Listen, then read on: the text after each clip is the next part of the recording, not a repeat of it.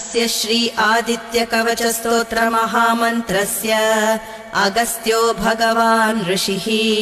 अनुष्टुप् छन्दः आदित्यो देवता घृणीये बीजम् सूर्यगुं शक्तिः आदित्यों कीलकम्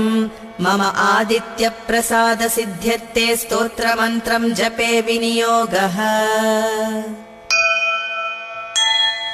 घृणिः पातु शिरोदेशम् सूर्यः पातु ललाटकम् आदित्यो लोचने पातु श्रुतिम् पातु दिवाकरः घ्राणम् पातु सदा भानुः मुखम् पातु सदा रविः जिह्वाम् पातु जगन्नेत्रः कण्ठम् पातु विभावसुः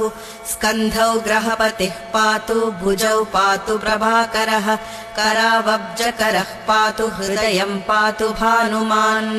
मध्यम् पातु सुसप्ताश्वो नाभिम् पातु